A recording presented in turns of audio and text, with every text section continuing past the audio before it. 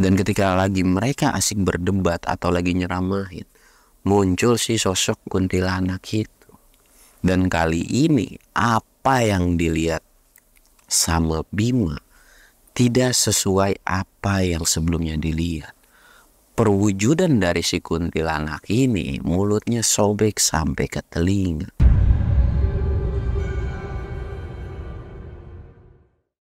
Assalamualaikum warahmatullahi wabarakatuh. Balik lagi di channel Samsul Mister Horror. Dongeng horor gue kali ini gue bakal ngelanjutin part 3-nya tentang perjanjian Gunung Arjuna nih. Buat kalian yang penasaran, kalian wajib tonton video ini sampai habis. Dan jangan lupa like, comment, subscribe, dan share video gue ke banyak orang. Dan buat kalian yang mau ikutan open trip, kalian bisa kunjungi Instagram gue di bawah sini. Dan buat kalian yang mau lihat video vlog gue juga, kalian bisa lihat di bawah sini. Dan gak usah banyak basa-basi lagi, kita mulai ke segmen donor. Dongeng horor dimulai.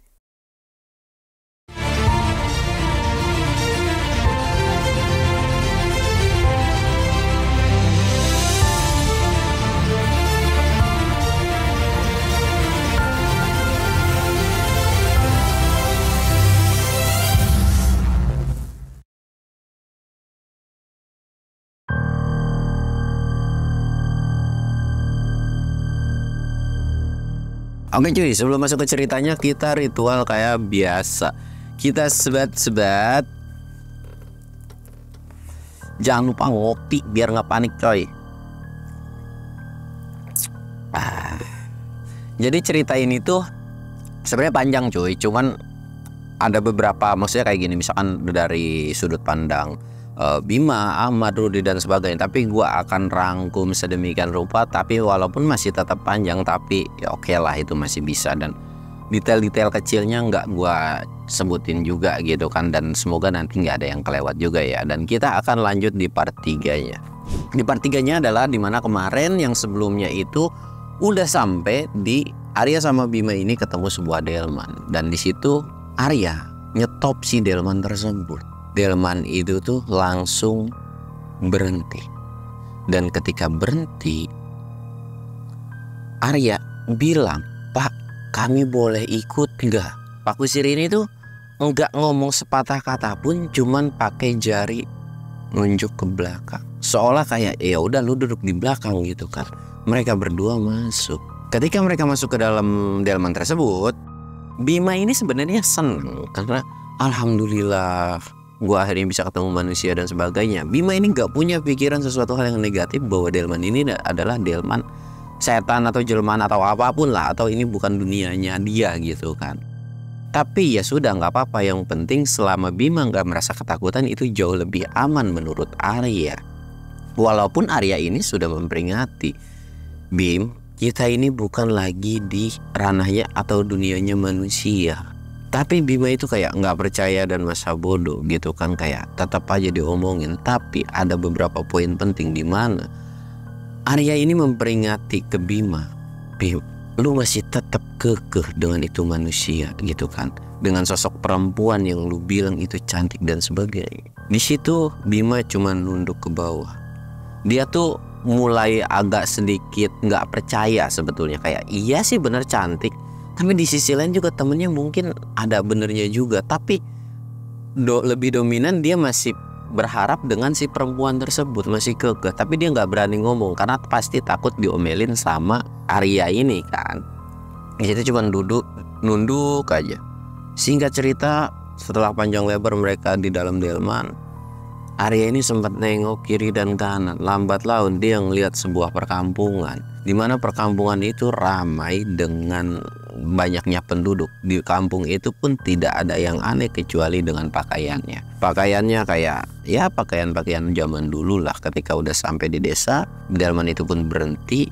Dan karena memang pada saat itu di kantong celananya ada uang nih, karena kan sebelumnya mereka ke warung kan dan sempat jajan, jadi kayak ada kembaliannya langsung masukin kantong. Dia ngerogoh dan ngeliat ada uang sekitaran 10.000 satu lembar. Dia tuh dikasih, "Ini Pak, makasih kan udah nganterin." Karena memang mereka juga lapar kan sebelumnya juga. Akhirnya setelah delman itu pergi, mereka pergilah ke salah satu warung. Di situ memang bener-bener rame banget, banyak aktivitas pada umumnya di desa-desa gitulah. Kalau ada warung, ada yang jajan, ada yang makan dan sebagainya gitu kan. Kebetulan di situ ada satu tempat duduk yang memang kosong, nggak ada yang ngisi. Arya ini mesen kayak, "Bu, aku mau dong kopinya satu sama ngambil beberapa jajanan gitu kan." Di situ ada gorengan dan sebagainya. Setelah itu si ibunya, "Ya udah, Masnya silakan duduk di sana," gitu kan, duduk di sana.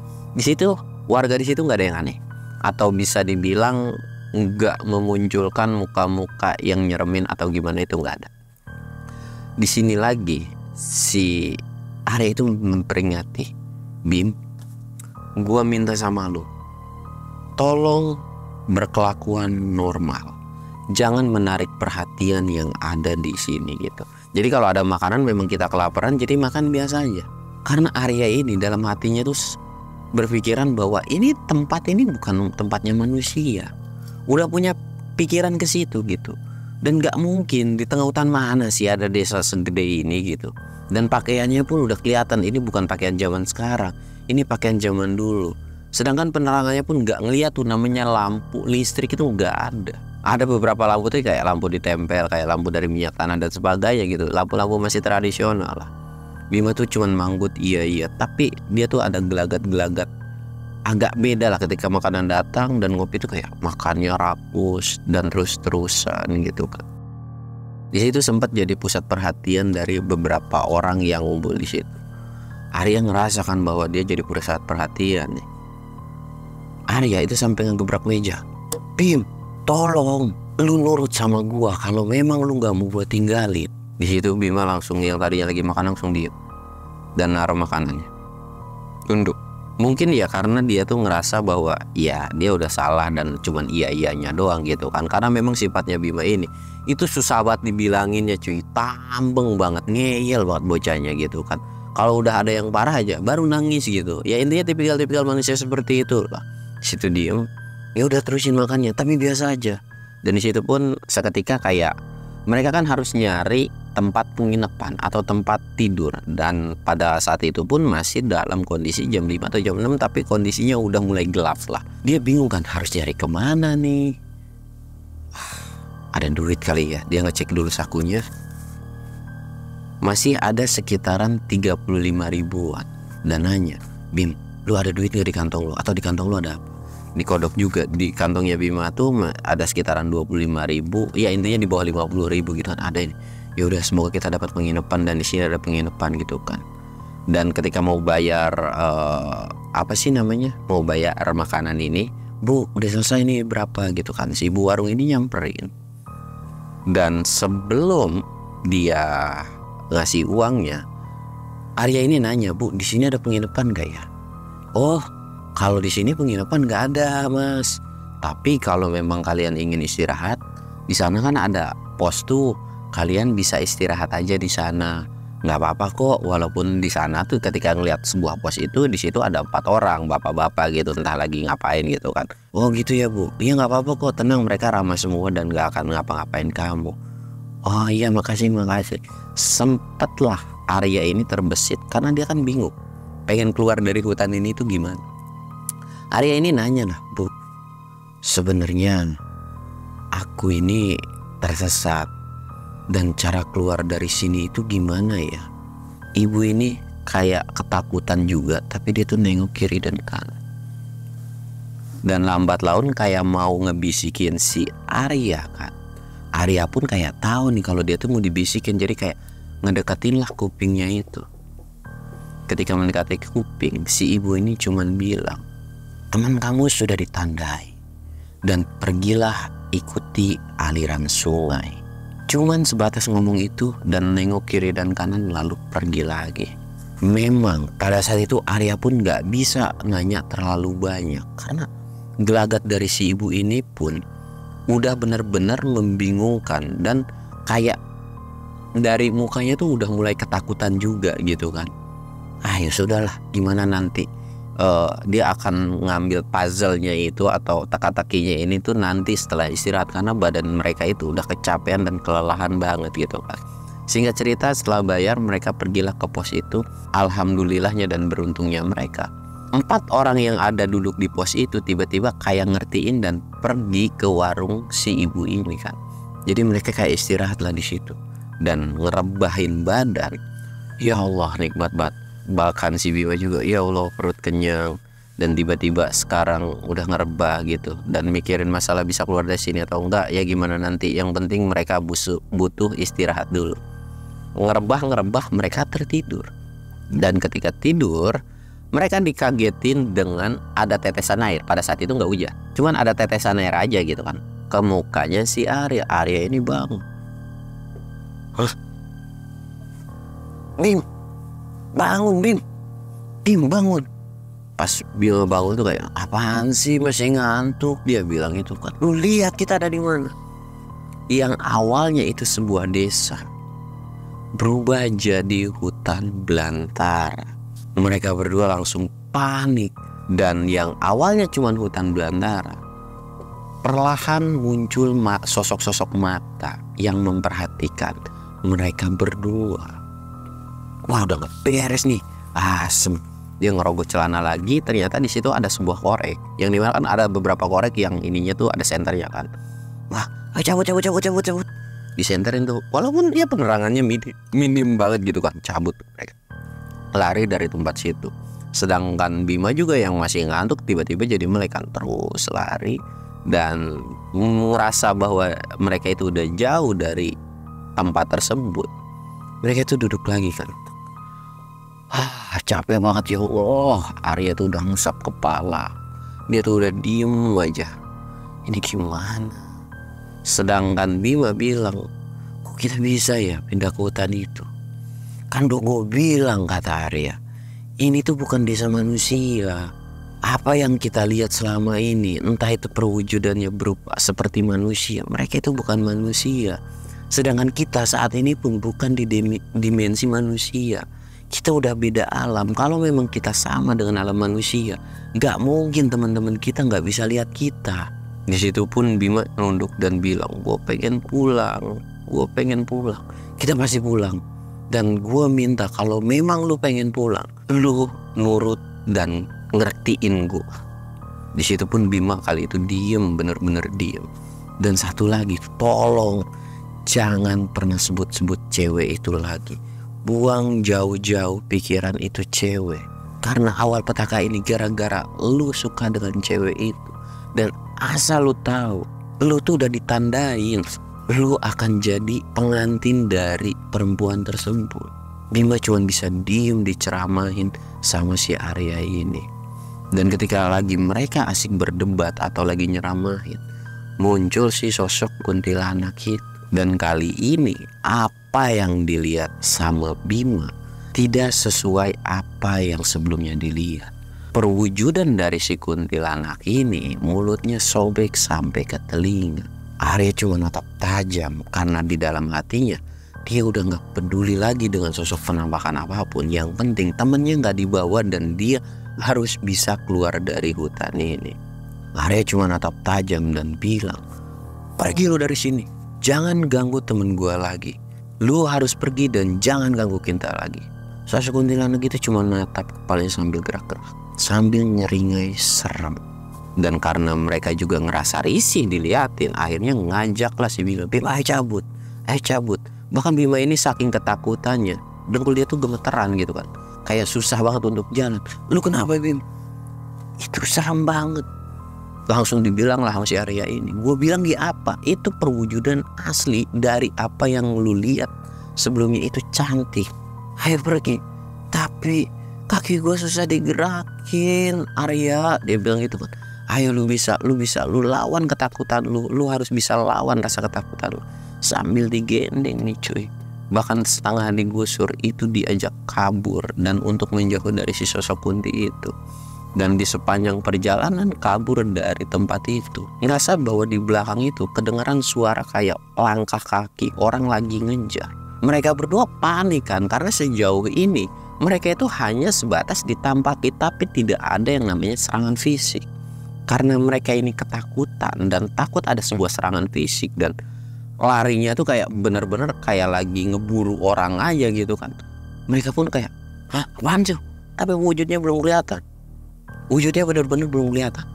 Terus kayak, ayo Bim, lari Bim, Bim lari Bim.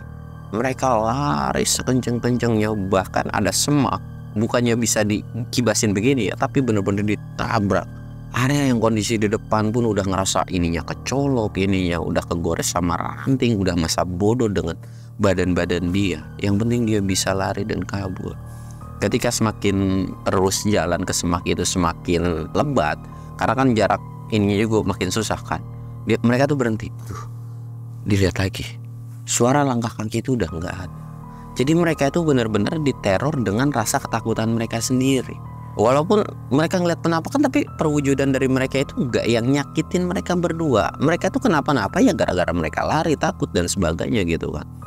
Akhirnya mereka istirahat sebentar setelah ngerasa bahwa di semak itu udah nggak dikejar, dan mungkin sekitar 5 menit mereka lanjut lagi jalan dan ngebuka semak-semak belukar lagi. Dan ketika lagi ngebuka semak belukar ini, Arya ini sempat ingat yang dimana si ibu warung ini bilang cari aliran sungai dan ikuti sungai tersebut gitu kan. Akhirnya ya sudahlah, dia ngikutin aliran sungai yang tersebut, nyari aliran sungai yang tersebut, terus jalan nerabas semak sampai suatu ketika mereka nggak dengar suara gemuruh air, tapi tiba-tiba hujan deras banget, bener-bener deras-deras-derasnya. Mereka berdua udah merasa kedinginan, dan di situ pun Bima tuh udah kayak, aduh gue udah nggak kuat, udah Arya tinggalin gue aja. Ini emang udah gara-gara salah gue, ini pun gara-gara lu ngikutin gue. Lu mau ninggalin gue nggak apa-apa, lu pergi aja. Arya pun yang karena memang dia itu ngikutin gara-gara memang peduli dengan temennya, nggak banyak ngomong. Lu atau kita berdua naik bareng, turun bareng, keluar dari sini pun harus bareng. Gak ada yang namanya gua akan ninggalin lu, walaupun gua kesel. Ayo, lu bisa Bim, lu bisa.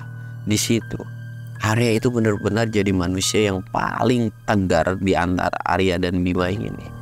Terus dibawa ketika dia melihat sebuah sungayan gitu kan. Itu sungai itu, dari sungai itu. Alhamdulillah, dan mereka sempat nengok kiri dan kanan. Di situ ada sebuah pohon gede, kayak pohon-pohon yang gede, kalian tahu lah ya, ada tempat berlindung, akar-akar gitu kan. Kita berlindung di akar tersebut. Sebelum mereka berlindung di akar tersebut, muncul sosok kuntilanak ini. Sosok kuntilanak ini kali ini,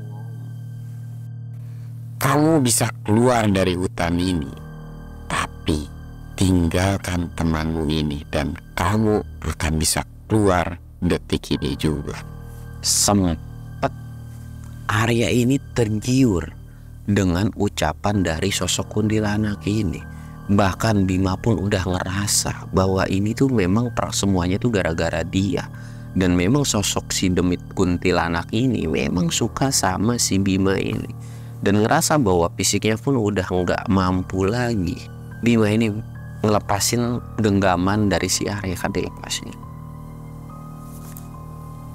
Udah, lu pergi aja, tinggalin. Ini udah jadi konsekuensi gua. Nggak apa-apa kalau misalkan lu mau pergi, tolong minta maaf ke orang tua gua, karena gua nggak bisa ngebahagiain mereka, selalu jadi beban mereka. Gue jadi selalu anak yang paling ngeyel dalam keluarga. Bahkan lu orang paling pertama yang akan gue minta maafin, dan tolong sampein maaf gue juga ke teman-teman yang lain, gara-gara sifat gue dan kelakuan gue yang selalu kekanak-kanakan ini. Lu pergi, lu pulang. Sosok kuntilanak ini malah ketawa. Ayo cepat, berikan anak itu. Bukannya Arya memang sempat tergiur dengan tawaran tersebut, tapi Arya langsung natap tajam. Nggak akan lu bisa bawa siapapun, mau gua mau temen gua. Dan bisa gua pastiin, kita berdua akan keluar dari hutan ini. Jadi pergi dari sini. Diusir sama si Arya cuy. Tapi ya sosok itu cuma bisa ketawa-ketawa aja. Jangan pernah menyesal dengan apa yang telah kamu pilih. Sosok kuntilanak itu ngomong dan lalu pergi. Dan mereka akhirnya neduh di sebuah pohon yang lumayan besar, dan mereka langsung kayak ngejatuhin diri. Dan ketika lagi ngejatuhin diri, Arya sama Bima udah gak sadarkan diri, atau mereka udah di batas ambang kecapean mereka. Singkat cerita, mereka kebangun itu di siang hari, dan pada saat itu lumayan panasnya itu terik gitu kan. Terik banget gitu kan. Wah, Bim dicek lagi, dan ternyata Bima pun langsung seketika bangun. Kita di mana? Berharap itu adalah sebuah mimpi, tapi ternyata mereka masih di kedalaman hutan. Di situ pun Bima ini ngeluh, gua lapar, gua pengen makan. Termasuk Arya juga kan. Arya juga bingung. Dia udah nggak tahu harus makan apa pada saat itu. Dan walaupun memang di sungai itu mungkin ada ikan, ya mereka juga kan nggak bisa ngambil ikan itu dengan sembarangan. Apalagi kayak tiba-tiba langsung bisa nombakin ikan kan nggak mungkin gitu cuy. Jadi saya cuma nengok kiri kanan, ngelihat sebuah buah beri. Ada pohon buah beri-beria. Arya ini pergi dan metik buah beri itu sambil makan dan sambil nangis. Dan gak lama disusul sama si Bima. Sempet Bima ini negur, Arya, itu buah gak apa-apa, lu gak takut keracunan atau gimana? Dengan mata yang lagi nangis nih, ngeluarin air mata, walaupun gak keisek-isek gitu, gak apa-apa, ini bisa lu makan kok. Rasanya agak sedikit manis dan agak sedikit asam, tapi makanan ini cukup untuk mengganjal kita. Di situ Bima ini nanya, terus lu kenapa nangis? Arya ini ngejelasin, orang tua gue itu udah tua, sedangkan sehari-harinya yang ngebantuin mereka ke ladang itu adalah buah. Dan buah ini adalah buah yang sering gue makan ketika gue di ladang. Dan awal mula ketika gue ke ladang, orang tua gue selalu ngasih buah ini dan ngasih tahu bahwa buah ini tuh enak dimakan. Sampai akhirnya buah ini adalah buah kesukaan gua. Dan dalam kondisi apapun, orang tua gua tuh selalu bawain, terlepas dari gua ke ladang atau enggak, orang tua gua selalu bawa buah beri tersebut. Dan sekarang gimana kabar mereka? Gua kangen sama orang tua gua. Gua pengen pulang, gua pengen ketemu sama orang tua gua. Arya tuh cuma bisa nangis sambil makan beri. Bahkan Bima pun gak bisa berkata apapun. Dalam hati Bima, ya ini adalah akibat dari keegosian gua yang selalu bersikeras dengan si wanita tersebut. Padahal Arya ini udah sering memperingati dalam sepanjang perjalanan. Dan kenapa harus Arya yang ikut? Ini akibat Arya yang ngejar gua karena takut temennya ini kenapa. Tapi gua jadi manusia yang gak tahu diri. Bima tuh udah gak bisa ngomong apapun, dia cuma bisa nepuk bahunya dan yuk kita lanjut jalan lagi. Mereka pun akhirnya ngambil beberapa beri-beri yang pada saat itu ada, dan mereka lanjut jalan. Tidak ada sebuah obrolan dari mereka berdua.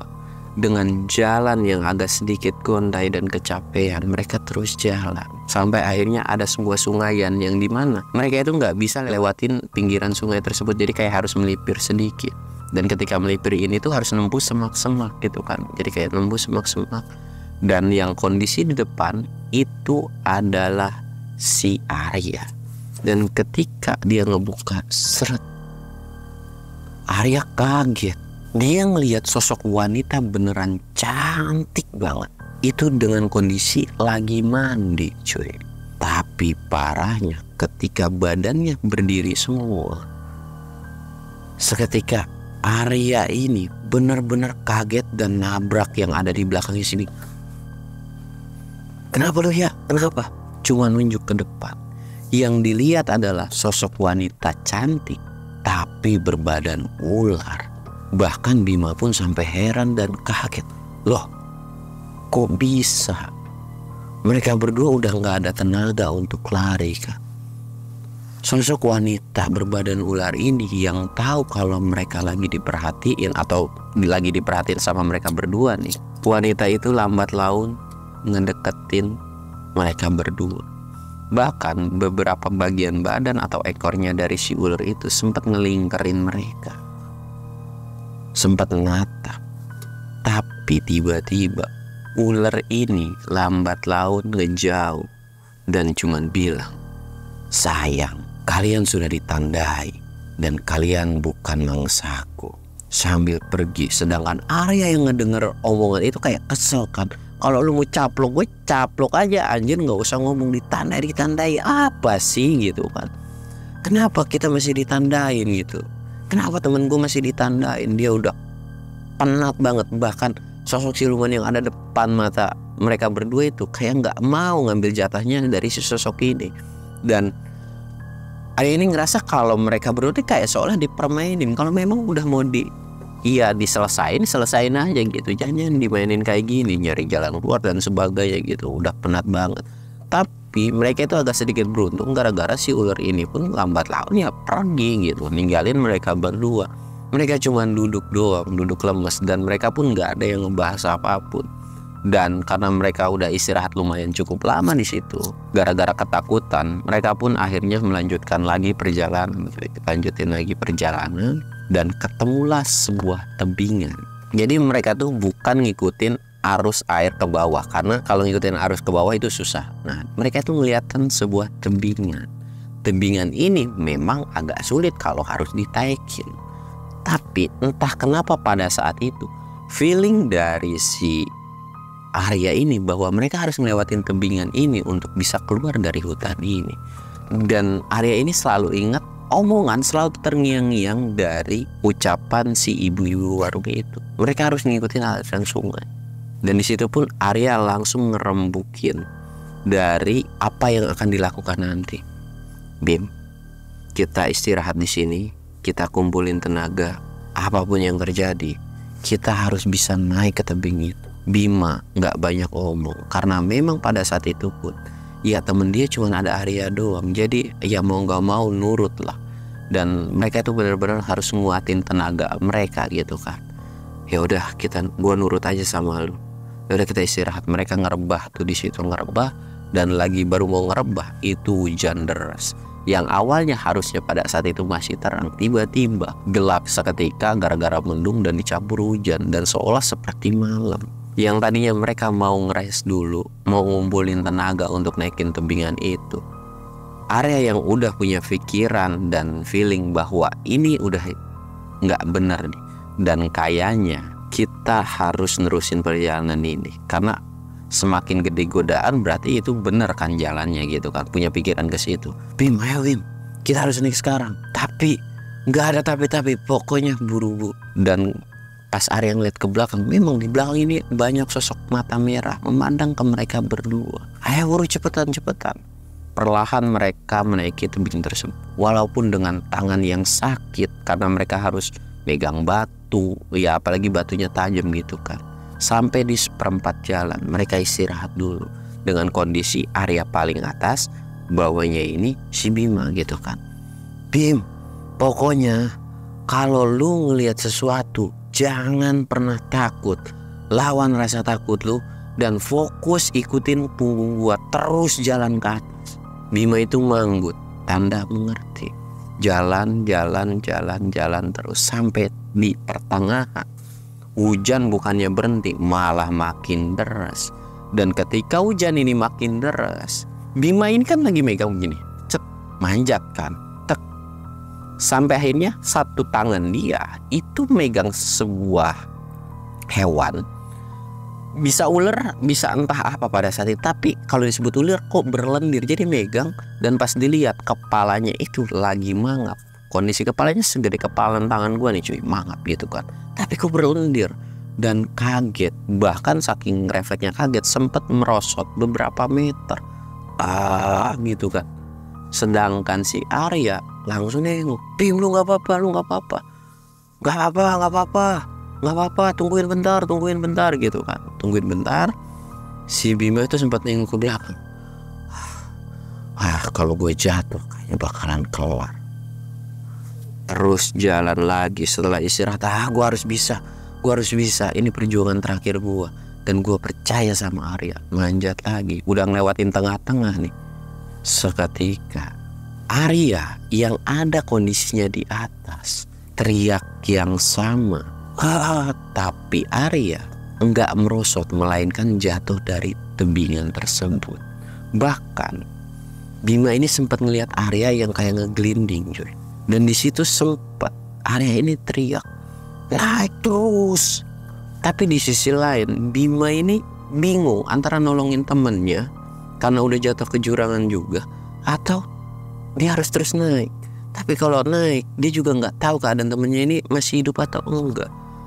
Lalu akhirnya Bima ini memutuskan lah, ya udahlah pokoknya gua naik dulu sampai atas, dan nanti kalau memang beneran ketemu sama tenda lain atau ketemu sama tim evakuasi atau siapapun itu, gue akan minta tolong untuk nyelamatin, atau terlepas dari dia udah meninggal atau enggak, gue akan bawa jenazahnya.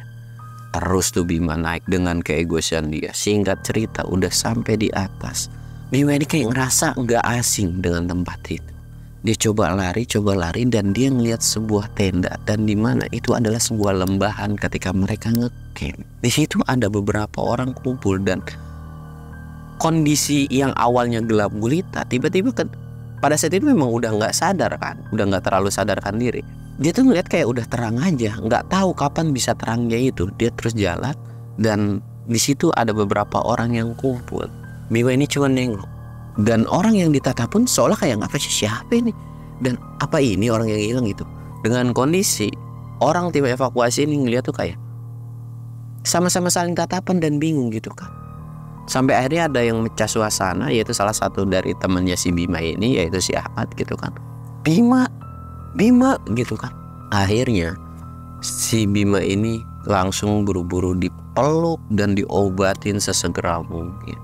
Diobatin dan disuruh istirahat, dan ditanya, mana Arya? Bima nggak ngomong sepatah kata pun. Ya karena memang proses evakuasi adalah seperti itu, akhirnya juga udah jangan ditanya dulu, santai. Sampai akhirnya diobatin dan sebagainya, dan dibawa turunlah si Bima ini dengan kondisi Ahmad dan Rudi dan beberapa temannya pun ikut turun ke bawah, sedangkan tim evakuasi terus-terusan nyari si satu temennya lagi. Dan sampai akhirnya cerita ini pun berakhir. Dan tetap kalian pasti penasaran dengan ceritanya Arya kayak gimana kan. Dan nanti akan gue ulas lagi di cerita nextnya. Gue Samsul undur diri. Assalamualaikum warahmatullahi wabarakatuh.